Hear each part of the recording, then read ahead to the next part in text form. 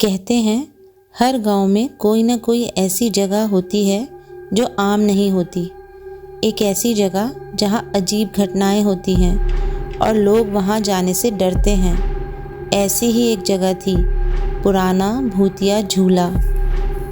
रात का समय, गांव का एक पुराना घर, जहां बाहर आंगन में एक पुरानी लालटेन जल रही है। एक बुजुर्ग दादी चारपाई पर बैठी है। उनके सामने उनके पोता पोती अमन और सिया बैठे हैं। दादी की आंखों में एक रहस्यमयी चमक है। दादी धीमी आवाज़ में बोलती है, बच्चों, क्या तुमने सुना है उस झूले की कहानी? वो झूला जो बिना हवा के अपने आप हिलता है और जो भी उस पर बैठता है वह बदल जाता है। अमन ने हंसते हुए कहा, अरे दादी, आप भी ना, झूले भी कहीं अपने आप हिलते हैं। सिया डरते हुए कहती है, पर दादी, अगर ये सच हुआ तो? सिया की बात सुनकर दादी बोलती है, ये झूला एक बच्ची का था जो बरसों पहले खेलते खेलते उससे गिर गई थी और फिर कभी वापस नहीं आई, पर उसका झूला आज भी किसी का इंतज़ार कर रहा है। अगले दिन दोपहर का समय था।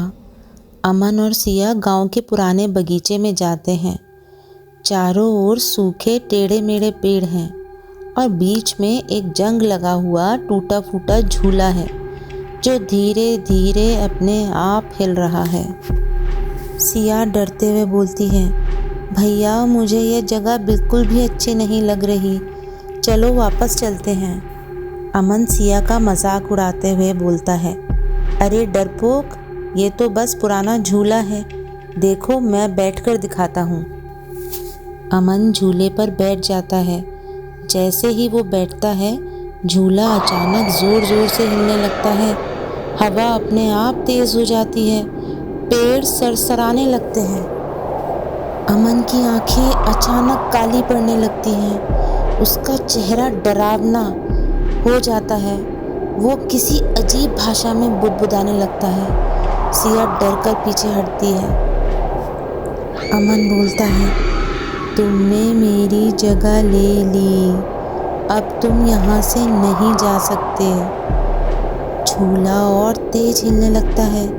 अमन के बाल हवा में उड़ रहे हैं और उसकी आवाज़ गहरी और डरावनी हो चुकी है। सिया चीख पड़ती है और तेजी से गांव की ओर भागती है। उसकी सांसें तेज चल रही हैं। वो अपने घर पहुंचती है और दादी को खींचकर बाहर लाती है। दादी, भैया, झूला, भूत। सिया की हालत देखकर दादी सब कुछ समझ जाती है और बिना कुछ बोले एक माला और गंगा जल लेकर बगीचे की ओर चल पड़ती है। झूले के पास पहुंचते ही अचानक एक सफ़ेद धुंधली आकृति प्रकट होती है।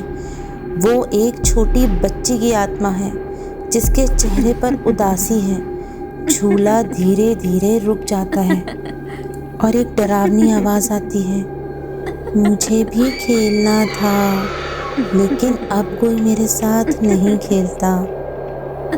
आवाज़ सुनकर दादी मंत्र पढ़ने लगती है और बोलती है, हे देवी, इस आत्मा को शांति दो, इसे इसके मार्ग पर जाने दो। गंगा जल गिरते ही आत्मा धीरे धीरे हवा में विलीन हो जाती है। अमन झूले से नीचे गिरकर बेहोश हो जाता है। सिया देखती है, अमन ज़मीन पर पड़ा है। उसका चेहरा पीला पड़ चुका है। सिया घबराकर उसके पास बैठती है और उसे हिलाने लगती है और रोते हुए बोलती है, भैया उठो ना।